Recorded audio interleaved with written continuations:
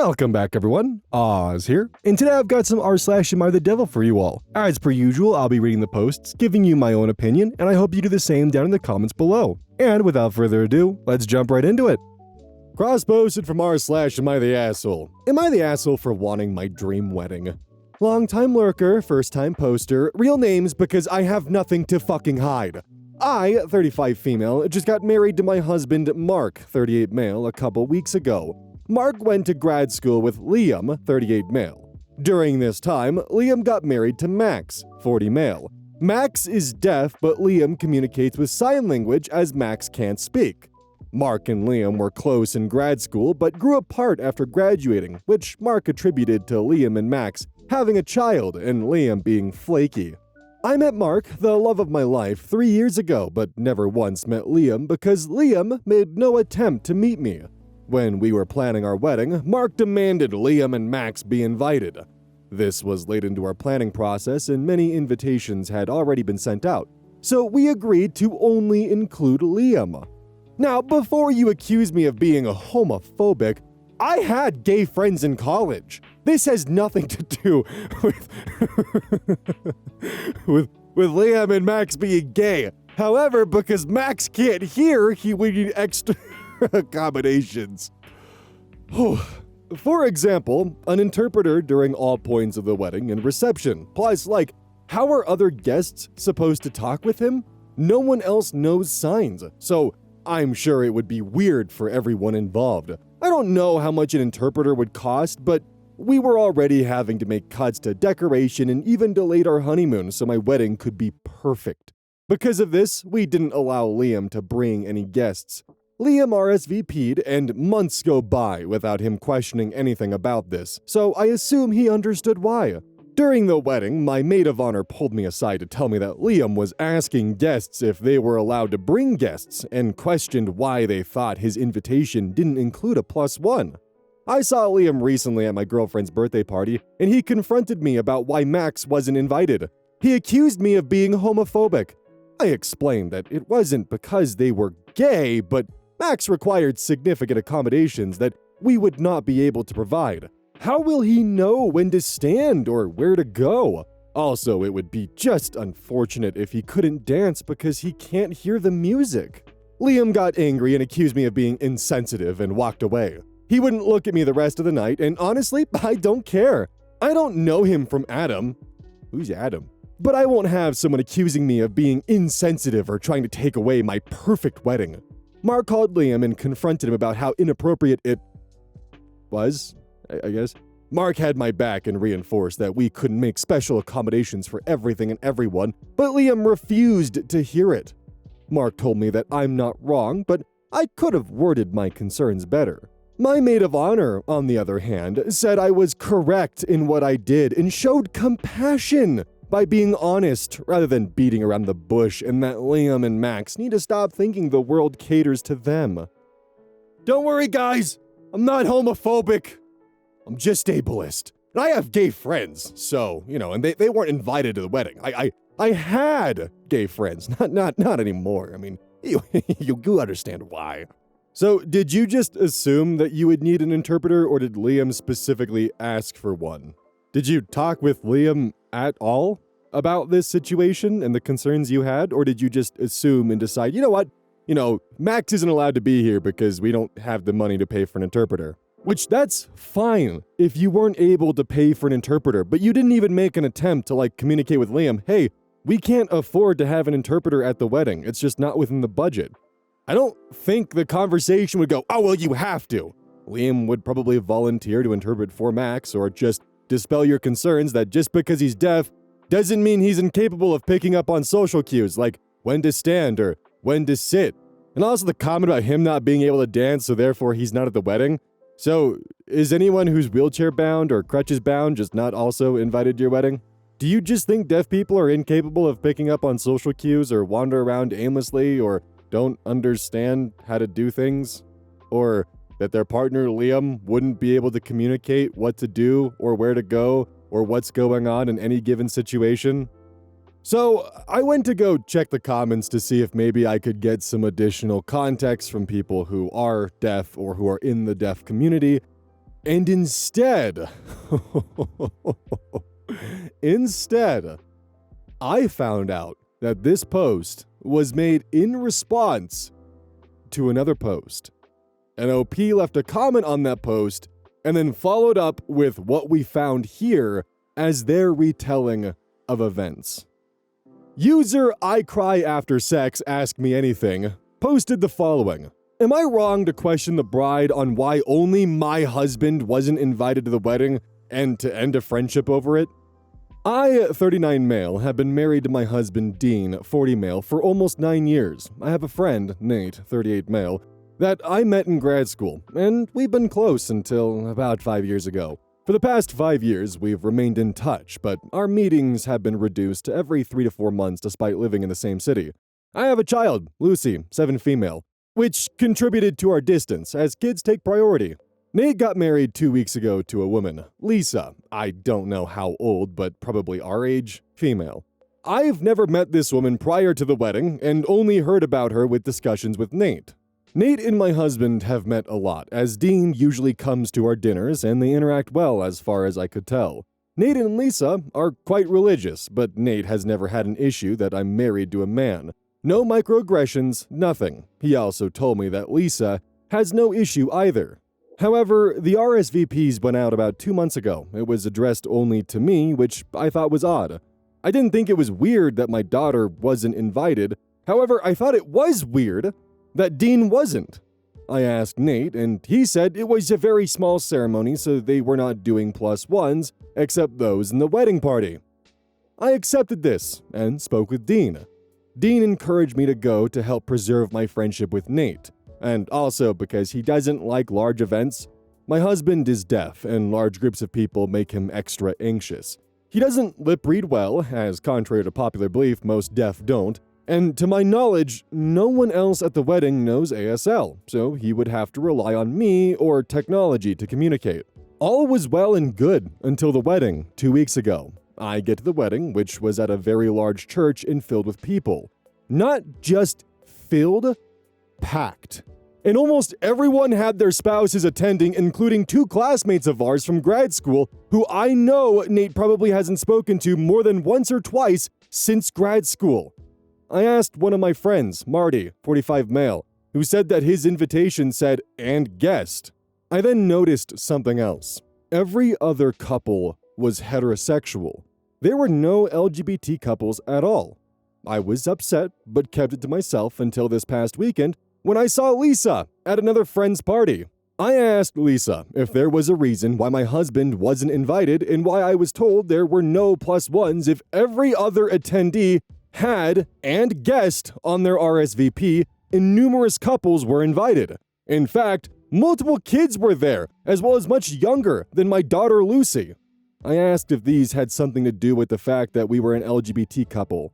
Lisa acted offended at this accusation and stated that was not why Dean or Lucy was invited. I asked why, because at first glance, this appears to be quite offensive, and asked why my husband and daughter were singled out. Lisa explained that our family wouldn't fit the aesthetic. My blood boils as I even write this. I asked why my family wouldn't match an aesthetic on a day meant to celebrate love, and stated that I felt like my family was singled out for being LGBT. Lisa explained to me that we weren't singled out because we were LGBT, but because Dean and Lucy are deaf. I asked what this meant, and Lisa explained that they felt having an ASL interpreter up front would take away from the aesthetic of the ceremony and distract the guest. She also said that it would be awkward for everyone involved because no one knows ASL, and she commented, and I quote here, "Plus, it would look very weird if people saw you and Dean throwing your hand signals to each other." Oh my god. I thanked Lisa for her honesty and said my husband is not an aesthetic choice, and that our communication is not throwing hand signals. I told Lisa that I wish her the best, but that her insensitivity doesn't match my aesthetic, and left the conversation. I called Nate this morning to discuss my conversation after I cooled down, and Nate explained that it was Lisa's big day, so she was entitled to make those decisions, regardless of whether or not he agreed with it. I asked Nate, "Well, do you agree with that decision?" and Nate explained that it would have been expensive to hire an interpreter, and that it might have been awkward for other guests and for Dean if he can't communicate. I stated Dean can communicate just fine. He has a fucking PhD in economics! Nate only replied with, "You know what I mean." I said, "No, I don't." I told Nate I wasn't interested in continuing this friendship if he doesn't show me the same respect that I show him. I told Dean what happened, and Dean told me I shouldn't have said anything and that it wasn't worth losing a friendship over attending a wedding he didn't want to go to anyway. I stated it was more about the disrespect for my family. I spoke to multiple friends, and they agreed that Nate was wrong and that he was deflecting the decision to Lisa so he didn't look bad. I guess my question is this. Would you end a friendship over this? I am worried that I may have gotten heated and picked a fight/ended a friendship with Nate because of a decision his wife made. Dean insists he doesn't care and would have tried to find a reason to get out of it anyway. For background, my husband is passive to a fault. I joke that someone could punch him and he would still offer to drive them home after. I admit part of my post is also just to vent because I'm filled with such rage. And I know if I posted this to my personal social media, it would cause absolute chaos. So then, the original Devil OP then posted to the comments. It's kind of interesting looking back in retrospect why they opened it up with, "I'm giving real names because I have nothing to hide." Interesting. You may have actually wanted to stay in the shadows. Dizzy Soup 4866 comments on this post, "What the actual fuck, Liam? Did you really think making a post on Reddit about this was appropriate? This is Lisa, and it's important that you hear both sides of this story. First, fuck you, Liam. Nate wasn't going to invite you, but I encouraged him to because you complained about losing touch with people, but that's because you and Dean don't put any effort into staying connected." They have a deaf 7-year-old. Secondly, we are very tolerant, and I object to the criticism I see here that we excluded them because they are gay.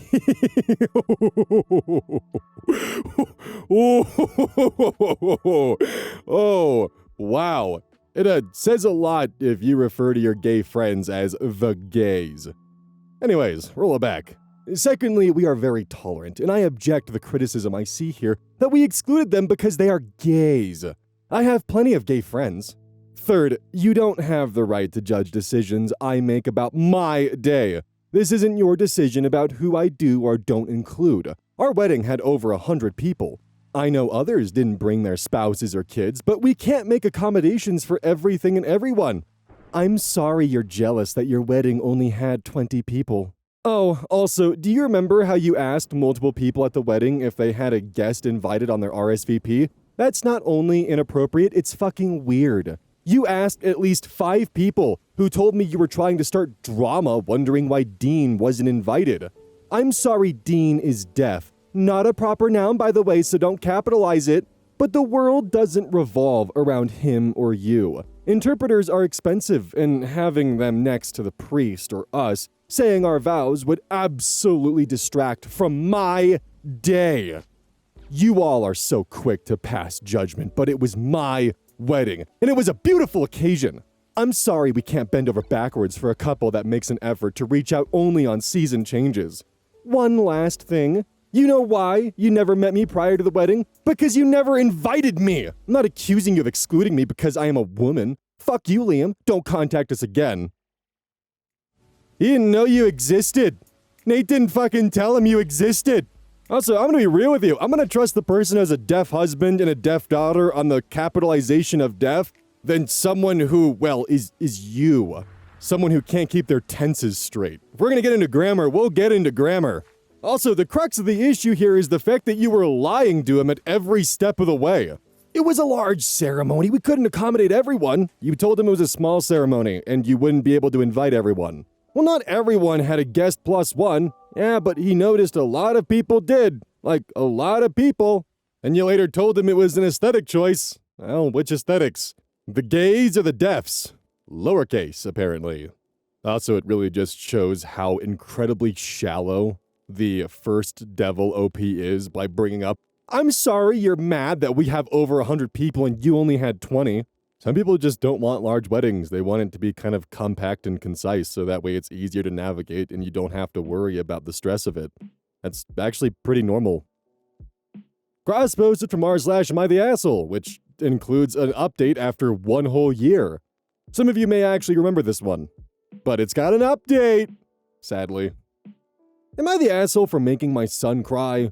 I, 47 male, have a son, 14 male, from a previous marriage to my late wife. She passed 2 years ago, and for my son, the wound is still very fresh.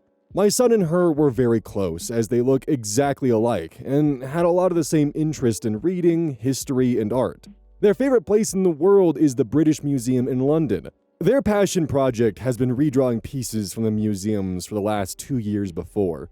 For the last 4 years, for my wife's birthday in June and my son's birthday in December, we go to England for a week so they can spend time in the museum. However, since she died, my son and I have continued going for his birthday.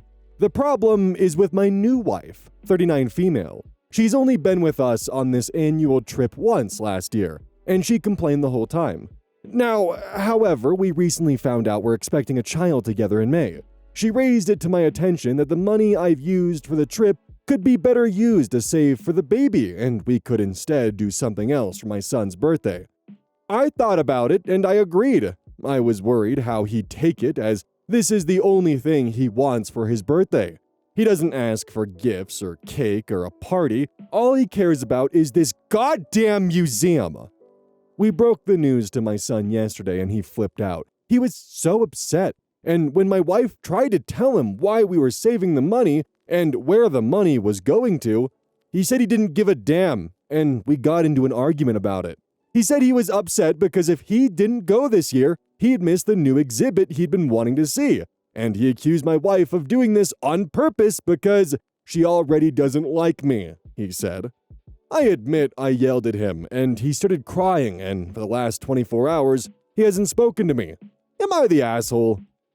I always got the impression that the new wife is trying to erase every vestige and memory of the old wife as possible. Update. So a year ago, I, 48 male, made a post online about the issue I was having with my son, 15 male, and my new wife, 40 female. I've gotten many messages and comments asking what happened, so I decided to make an update. So the big thing first. Did I take my son on his birthday trip? No. But let me explain. So after my son and I got into a fight, he went and complained to his uncle, my late wife's older brother, 47 male, and his husband, 47 male. I'll go ahead and say that since my late wife got sick, and even after she died, her brother and I never got along. He, his husband, and most of her family like to judge me for how quickly I remarried. However, my son has kept a good relationship with them, and once he told them about what happened, they called and offered to take him themselves. I was all for it, but my wife was not. She thought if we let my son go with them, they'd fill his head with lies about her and only deepen the rift between us. Since the situation was causing her so much stress, and she was pregnant at the time, I decided to decline their offer, which only made things worse. Eventually, after about 3 days, we finally sat down and talked. He said he was unhappy with the way she was treating him, and often felt like she was trying to erase his mom's touch from the house. He felt like she was constantly criticizing him, and didn't want him around.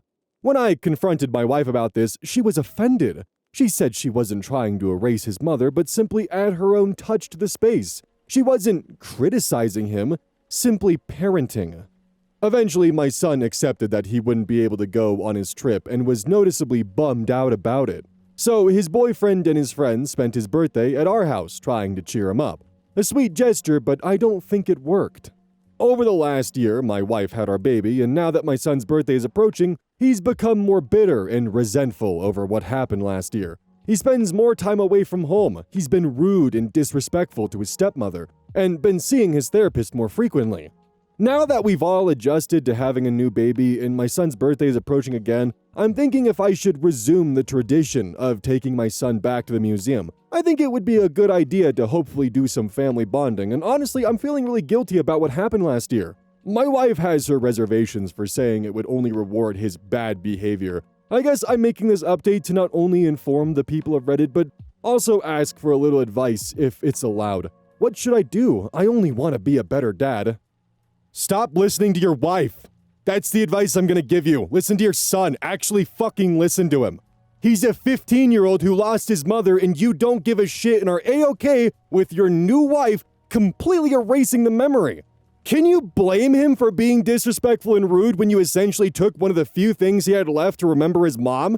Can you? Because I fucking can't. He's 15 and grieving, and your response is, well, I mean, she's stressed out because of the baby and she's afraid that it's going to fill his head with lies about her. You know what's actually going to make him dislike the stepmother even more? Blocking him from going on a trip that allows him to remember his mother. What'll do more damage? Allowing and supporting him to remember his mother, or trying to completely remove any vestige of her from his life? Interesting. Why is he so mad at me? I don't know. We shouldn't reward his bad behavior. Your son's not gonna fucking talk to you by the end of this, by the way. Like, he's going to end up really only having the family being his mom's side that's left behind, and you're just going to be completely iced out. Enjoy your new baby, enjoy your new wife, and enjoy no longer having a son, because that's what's going to fucking happen if you continue listening to her and not listening to your son. Good God. I can't fucking believe you have to go to Reddit for what is so obviously the right answer. Let him go on the goddamn trip. Did you get like a lobotomy or something when you married your new wife? Because there is no way you are this dense and incapable of perceiving the reality around you. Come on. Oh, and don't think I noticed that you tacked on after saying that he's being rude and disrespectful that he's seeing his therapist more frequently. Maybe you want to connect those two together, perhaps, and just think about what could actually be happening? I cannot believe I'm about to say this, but stop being a doormat and be a goddamn father. Cross posted from r/the 10th dentist. Yes, this is incredibly low-hanging fruit, but oh boy is it fun. I hate when people provide unnecessary backstory to strangers. I genuinely cannot stand when complete strangers give me deeply unnecessary personal context. Like when I delivered for Domino's and I'd call someone saying, "Hey, I'm outside with your order." And they go, "Oh, okay, my husband will be downstairs in a second." Why are you telling me this like I know the lore? Just say, "Someone will be down."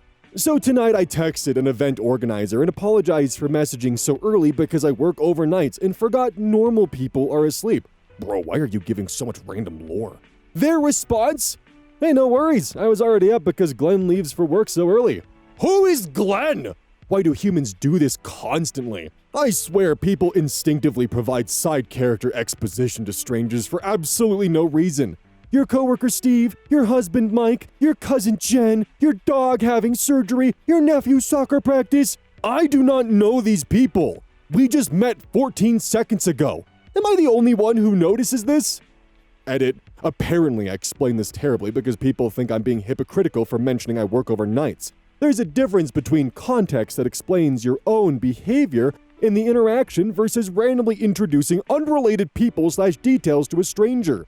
I work overnight, so I forgot it was early, explains why I texted at an odd hour. My husband Glenn leaves early for work does not explain anything to me because I do not know Glenn! He's not a character previously established in the plot! Dude, I'm gonna fucking genuinely tweak out of how you can't comprehend how this does actually provide decent context. Hey, no worries, you texted early because my husband wakes up early for work, so I was already up. It's A-okay. Dude, context clues. Good God. That's the phenomenon I'm talking about. It's weird instinct humans have to provide bonus lore to complete strangers. Edit 2. Man say thing, other man say extra thing, me notice, now tribe angry. Hey, buddy, do me a favor and delete Crunchyroll from your TV, your phone, your iPad, your computer, everywhere. Also, do me a favor and unsubscribe from every media analysis video essayist you watch, because right now you're applying illiterate media essays to, like, real-life interactions and thinking that applies. Like, lore, side characters, plot. Buddy, grass, go touch, now. And by the way, yeah, saying my husband will be down shortly, that actually does give you a lot of context. It tells you to expect a man coming downstairs to grab the pizza from you. Are you just incapable of understanding context clues to put your world together around you? Is that why you speak like an overzealous illiterate media analysis essay channel? Not everything in your day-to-day interaction needs to connect to some kind of intertwined plot. Also, when I say what I'm saying about media essay channels, I'm not saying all of them are like that. I'm just saying there are a subcategory of people who watch like media essayists who then think, oh, I can do that. And they make a video on like a series that you really enjoy and they just begin ragging about how this plot thread doesn't make any goddamn sense.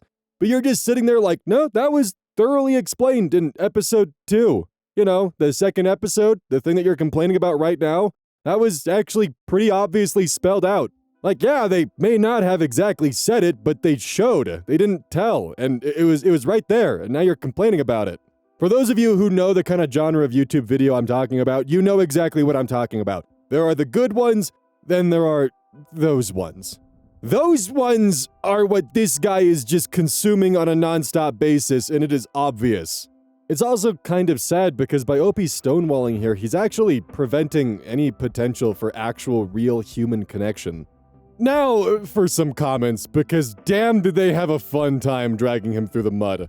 User Beyonder 69420 comments, your first example doesn't really have unnecessary backstory. If she said, my husband's coming down to get because I'm stuck on the toilet taking a massive shit, then yeah, okay. But she literally used one extra word than she would have if she'd told you it was someone. User, Information doesn't always have a utilitarian purpose. I kinda thought you were gonna talk about strangers giving their whole life story or something, but I honestly have no clue why it would even occur to someone to be bothered by this. Edit, oh, that's a lot of likes. Can't wait to tell the mailman. Unnecessary context. User Natural Hunter 3 comments, bro just discovered casual conversations Lamau. ICAP28. I texted an event organizer and apologized for messaging so early because I work overnights and forgot normal people are asleep. Is a lot of context for someone who hates context. User Pluck the Bunny comments, are you asking why humans do it because you're not human? That's the impression I get from this post. My husband will be down in a second is unnecessary background lore? What the hell are you talking about? That mermaid princess comments in response, this dude refers to context as lore, to people as characters and humans, and to life events as plot. I feel like he needs to touch some grass.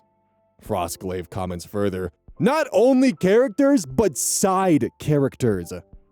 User Willem Dafoe's huge cock comments, so tonight I text an event organizer and apologize for messaging so early because I work overnights and forget normal people are asleep. Okay. You know what my comment is gonna be, right? And then, the cream of the crop from Soul137. Look, I empathize with OP. I wake up at 8 a.m. every day to feed my dog. She's recovering from a deadly fungus. Cryptococcus. Humans can get it too, you know. I know that because of an episode of House I watched back when it was airing. But yeah, Vet thought she wouldn't make it, and she's back to full health. I hate when I walk her and people try and talk to me while petting her. They always try and guess what breed she is. You're not a cynologist. You're not gonna guess the mix. She's Pitbull and Belgian Malinois. Those dogs that do parkour. She was actually bred for the fighting pits. I had to train her to be friendly. And why do they always ask whether she's a boy or a girl? She doesn't care. Just say good dog and leave me out of it. You're never gonna see this dog again. Why do you care about the genotypes? Just yesterday, I was in the park and someone said, he looks just like my last dog. Like, why are you telling me your dog died just to make sure I know you're sad? I swear, people instinctively try and get details about a stranger's dog as if they're about to purchase them for themselves. This is not your dog. You just met her 14 seconds ago. Am I the only one who notices this? Just a master-crafted comment right there. Absolutely beautiful. Cross posted from r/AmITheAsshole. Am I the asshole for shushing my girlfriend in public? I was driving with my girlfriend in the passenger seat a few years ago. We were stuck at a busy intersection in traffic. There was a young woman trying to turn across traffic, and she seemed hesitant, even though there was a gap, so I waved her through. Instead of going, she slowly crept forward and kinda froze. At that point, another car was coming closer, so I waved more urgently and beat my horn once to basically say, "Go now!" She finally went, but really slowly, and got T-boned by the oncoming car. Nobody was seriously hurt, thankfully, but both cars pulled over. I stayed because I have a dash cam and wanted to give the footage to the cops and the other driver. While we were standing there waiting, my girlfriend suddenly said pretty loudly, "You did that on purpose!" She started arguing with me right there in front of everyone, saying I pressured the girl into going when it wasn't safe. I mean, that's the impression I got. I immediately shushed her because from the outside, it probably sounded like she was accusing me of intentionally causing the accident. I didn't want the cops or drivers getting the wrong idea. The driver passing through admitted fault and was shaken up and crying, but did not accuse me of anything and said she was a new driver. Now she's angry because she says I embarrassed and silenced her in public. She also brought up another incident from a few months ago where I waved someone through and there was another accident afterwards. She claims I keep doing this to young women, specifically, and that it's messed up. I think that's ridiculous because I wave people through all the time, including men, and I was genuinely trying to help traffic move along. She thinks the shushing was disrespectful and controlling. I think accusing me of intentionally causing an accident in front of strangers was way worse. Am I the asshole? OP accidentally admitted this in the comments. She claims she has observed me intentionally attempting to rush young women when it's not clear, and that I somehow find it funny or do it to generate content because I have a dash cam channel.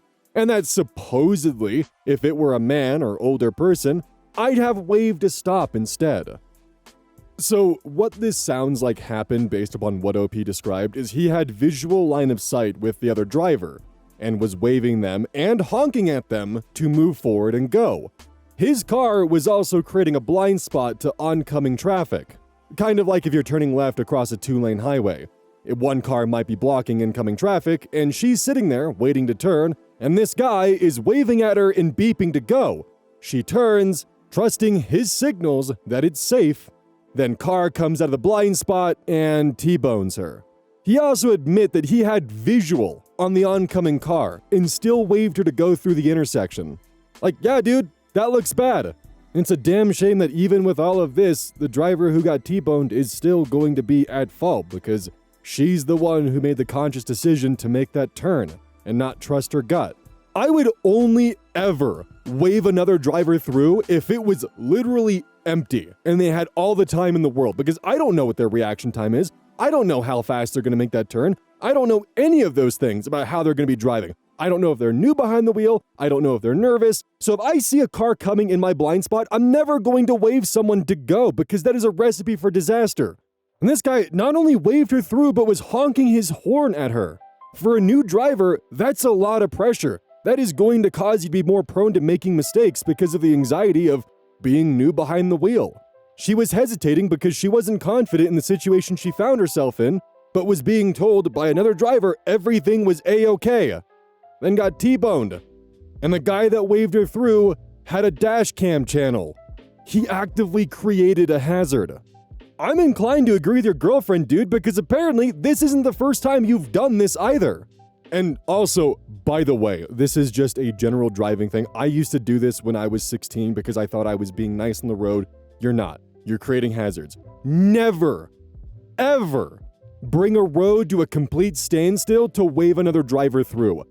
When I was a new driver in 16, I used to do this. I understand the appeal of wanting to be nice and save someone a little bit of extra time, but in the process of doing so, you're actually creating more hazards than you're solving. That's why there's the saying, both for bikers, for drivers, for motorcyclists, for anyone on the road. Be predictable, not polite. Cross-posted from r/AmITheAsshole. Am I the asshole for telling my mom something my sister said behind her back? I, a 31-year-old male, got into an argument with my sister, 32 female, when at work. It was out of a miscommunication where she mistook a text message for a bad attitude. My birthday was the following day and she made plans for me, so when she took what I said as a bad attitude, she dangled whether or not she would follow through on them. That made me mad, so I called her out on doing that cause her to reply telling me that she's considering backing out of the plans because my attitude would ruin her fun. What set this off was she asked me if I wanted to leave early with her and her boyfriend, we carpooled, or take an Uber home. My response was that with the amount of workday we had left, an Uber would cost more money than the money I'd earned finishing the day, so it wasn't much of a choice. Here's where I might be an asshole. I got home, didn't go with her, and was feeling hurt. For context, at 32 years old, I have missed 20 birthdays due to money issues or family drama and had high hopes for this one. But dangling that she was going to back out of plans last minute and leave me with nothing for another birthday hurt me. So, in anger, I told my mom what my sister said about her, which was why she and her new boyfriend won't eat my mom's cooking. According to my sister, it was because her boyfriend felt my mom was unsanitary in the kitchen. She is not. While not the cleanest, definitely not gross by any means. And while I believe what my sister told me was a lie to make her boyfriend the scapegoat for why she doesn't want to eat our mom's cooking, it is what she said to me. And I told my mom that too. That broke my mom's heart to hear because she takes pride in her baking. It caused my mom to throw away all her baking supplies, which I dug out of the trash, only for her to throw away again the next day. This was nearly a week ago. She hasn't spoken to me either. What I said was the truth, but it only succeeded in hurting her. I feel like I shouldn't have said it. To be clear, I'm not seeking validation here. Truth be told, I already feel like an asshole for this as is, but feel torn because I told her the truth even though it hurt her. Even though I apologized to my mom because I realized after the fact that what I told her only succeeded in hurting her. But I still feel guilty about it, which is why I came here. So am I the asshole for telling my mom something my sister said behind my back? Edit, I see the verdict and I accept it. I acknowledge what I did was wrong and will work on doing better in the future. The comments have been enlightening to say the least. I am also looking into therapy because just like many of you said, I am too old to be acting like this and want to get to the root of the problem. Your entire family is exhausting. Over one misinterpreted text, your sister threatens to cancel birthday plans, which, yeah, that sucks, but did you try to explain that it was mistaken tone, or did you immediately jump to her dangling your birthday in front of you in response to her misunderstanding your tone? And was it dangling it in front of you, or was it more of, you're kind of being a dick right now and I just don't want to deal with that? To which you should have just explained like, no, sorry, I didn't mean for it to come off this way. Instead, your response was, well, if you're going to be mean to me and do this, then I'm going to tell mom a comment you made about her a while back to make her feel bad and to get back at you. To which then you make your mom feel bad and she throws away her baking supplies. And that accomplishes nothing for preserving your birthday. Instead, you're just escalating drama to include more bullshit. To which then your mother had a pretty dramatic response, and It just seems like everyone in this family just escalates to 100 before actually looking at the situation as a whole. The title for this crosspost in r/AmITheDevil is 31 but sounds like 13, and that's true. This entire family just sounds like all of you are still in middle school. You're 31 and being a playground snitch, dude. I'm actually kind of wondering if maybe by the mother's reaction if perhaps her behavior rubbed off on OP and the sister, thus creating the drama that we see before us. Hey, welcome to the outro. Don't forget GamerSupps, use code OZ at checkout. Right now I'm actually using a lot of the GamerSupps sponsor payouts to pay for the upgrades to my streaming room / what will be, I guess, my office. So it's kind of nice to actually have that. So in a weird sense, you guys are supporting this upgrade and transition. Even if the facecam stuff doesn't end up working, I'll have a really nice stream room and a new way to work on the main channel content, so it'll at least streamline that process as well. Right now I'm in the process of moving my stream setup to a different area in the house while I completely renovate the room that it's originally in. And when I say renovate, I mean like spackling over orange peel texture, sanding it down, then painting it, then decorating, then putting new furniture in, and all that kind of stuff. And I'm gonna need cameras and hardware and, oh god. It's gonna be a lot. It's a lot on my plate. But thank God I've been saving up the GamerSupps payouts so that way I could actually do this and I can pretty much just knock it out. It is going to be expensive as hell and a lot of time for me to do this myself, but if this works out, then even if I don't do the facecam stuff, the time and effort that I'm spending now will pretty much unlock the ability for me to not only start working on the main channel again more regularly, but it'll just make a lot of the processes more streamlined. Right now, I'm in the process of trying to figure out what to do with acoustic foam because I thought I found a really good company that'd be able to do like almost decorative acoustic foam so it would blend in and not just look like I have a bunch of like 2019 just starting YouTube sound panels. They're all foam and gross and just on the wall and filling it up like how I used to do. And instead have something kind of classy, but I just got the quote back and oh my god, for like 15 panels. They quoted me like $7 fucking grand. I know it's gonna be expensive, but holy shit. So now I gotta find like the knockoffs that I can go for, or find a different company that's not gonna literally try to cut my arm off and use that as a down payment. I just want it to look nice. Oh my god. But anyways, I might just fill the outro space with progress and updates on how the renovations are going, because that might be a good way for me to do that. I also saw someone bring up the idea of having a Patreon or member system and potentially having you guys submit like joke outro scripts, which that could be fun. I might explore that once I get the whole like studio situation fully set up. Anyways, I'll catch y'all next time.